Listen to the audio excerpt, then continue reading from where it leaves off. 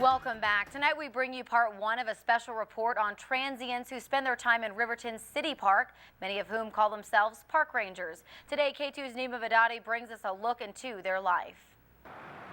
After the sun rises, some park rangers are sleeping in, others are starting the day with mouthwash. But oral hygiene isn't the reason. Some rangers drink the stuff they call wash for its 26% alcohol content.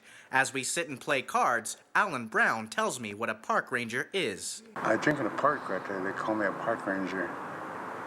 You know what? It ain't demeaning to me at all. I'm right here and I have some problems, that's why I drink. The police say the term was coined years ago when an officer picked up a transient in City Park. He told the officer that he and those folks that hung out with him were park rangers, being as how they spend time at the park, and that was a name they gave to themselves. Sounded good to us. Mr. Brown says his alcoholism stems from problems in his past. He spent 12 years in prison for a murder he doesn't remember. It lingers with me. I took a man's life, existed like anybody else. He was alive, and I took it. Why? Alcohol. He also says he's trying to forget his time fighting in Vietnam. One memory you don't want to recall. I kill people. Because they're shooting at me, I shoot back. I want to be alive. Brown now says he avoids all violence. Police say he's a relative lightweight when it comes to arrests among the rangers. Only 24 arrests, none for violence. One of the park rangers we watch police carry away has 261 arrests on RPD's files and 22 rides to detox in the past month. About 3% of our clientele are the repeat chronic population. They're indigent. They have no home to go to. Man, I love detox over here, man. I would rather be there than anywhere else. You know, if you blow real high, man, you get broth. Yeah. If you don't, you get noodles, you know what I'm saying? Noodles, hot sauce, and crackers. Isn't that bad? While many rangers are senior citizens, Forest Yellowfish represents the younger generation. I think the young people are the ones going to keep it alive, man, because the old ones, man, they're slowly passing on. Yellowfish says he has an associate's degree, but being a park ranger is the path he's chosen. You know, I like this life right here, man. We can drink all day. We can party all day. What else can you like, man? Yellowfish says he finds comfort in the family that is the Rangers. Police Sergeant Bart Ringer says the Rangers are like a parallel population that most people just don't think about. They're still people. I worry about them. I feel badly for them. I'm not quite sure what I can do for them, but they are here. They're living amongst us. In Riverton, Neema Vedadi, K2 News. Last Friday, K2's Neema Vedadi introduced us to the park rangers, transients in Riverton who spend their days in the city park. Today in part two, we take a look at how they survive. Police say the park rangers aren't just Native Americans. However, while working on this story, I only encountered natives. The fact that technically no alcohol can be sold on the reservation might have something to do with it. Plus, the res ain't bro. You gotta go way out to Tees to get a drink. I caught up with a member of the tribal council to get his thoughts on the so-called park rangers. He says they're good people struggling with alcohol. People call them park rangers, but I call them my brothers. They're survivors. They know how to survive, and you know, that's with nothing. If we don't hustle, we don't eat. I live by the beat every day in the street. Many spend the day looking for spot jobs, trading a bit of labor for a little money. But half the time, man, I do spot jobs, man. Yeah. Other half, I do just hustling, man. The winter can be a mixed blessing. Conditions are harder, but the snow and ice mean more spot jobs. Snow gets hard, and I get ice scraper and scrape their ice off their lawns. Then they pay money.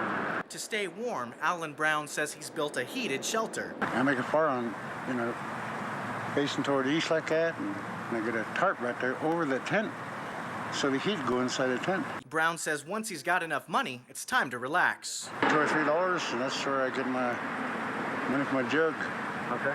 Then I go settle down someplace and kick back. Used car lots are a popular place to kick back, and many find their way into cars to shelter themselves through the night, though it can lead to problems with the police. Alan says last time he was in a car, the police picked him up but left his bike. And a cop rode up on me and took me to detox, but they can't take my bike in its trunk. So now I'm out a bike. A bike he says took a long time to piece together from used parts. Forrest Yellowfish says half of his money is from hustling. When he can, he says he sells drugs. I asked how he'd feel if drugs were legalized. No, it can't be. Otherwise, I'll be out of business, man. No! There is a backup plan if things don't quite pan out. Open the dumpster and grab some. While not preferred, dumpster diving can ease the hunger pains. What's the best place? Safeway. Safeway? Why? More variety. Alan says that surviving keeps him busy and the park provides companionship as he enters his golden years. My retirement, just kicking back and just like be left alone, do what I gotta do. I already done my tour. My time to kick back. It's a hard life, but Alan has a reputation of knowing how to live it. In Riverton, Neema Vedadi, K2 News. Today we bring you the finale of Neema Vedadi's three-part series about Riverton's transients known as the park rangers. We're taking a look at what options are available to those who wish to overcome alcoholism. In 2000, the Detox Center was built as an alternative to jail for public intoxication. Since then, the relationship between the park rangers and the police has become more cooperative. If they want to ride to detox, they'll find a payphone, and they actually dial 911 because that doesn't cost them anything. Let us know where they're at and ask for a ride to detox, and we will go get them, pick them up, get them right over there, get them off the street, and get them someplace safe where they can dry out for a little while. Detox clients are cared for and can't leave until they blow a 00 into the breathalyzer. If after they're sober they decide they want treatment, we help with that referral process and getting them to treatment.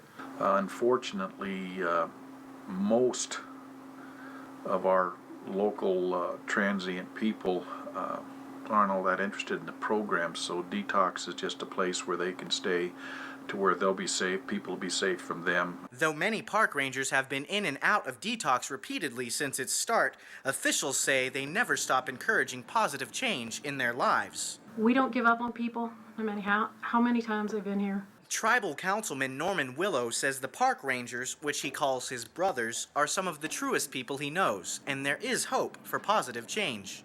Somewhere, somebody handed them a wrong deal, but deep in their heart and soul, they're a true human being. There is no full-fledged treatment center in Fremont County for alcoholism. Those who want treatment are referred to out-of-town centers, but Sergeant Bart Ringer says the problems often return when treatment is over. One of the biggest problems is they'll go through a lot of programs, cost taxpayers a lot of money to successfully complete them, and then they bring them back here and drop them off at the park. Lisa Amos says she's working to remedy that with a new transition home, a safe, clean environment where former addicts are encouraged to get a job and stay sober. Some of them do make changes in their lives. We've recently seen a few who have decided they wanted to try the treatment route. They've never done that. They have gone to treatment. We even have a person or two who's come back from treatment and is now working to stay at the transition house. The transition house has only 4 rooms now, but they say after renovation there'll be space for 16 clients. But the decision to change still rests within each individual. In Riverton, Neema Vedadi, K2 News.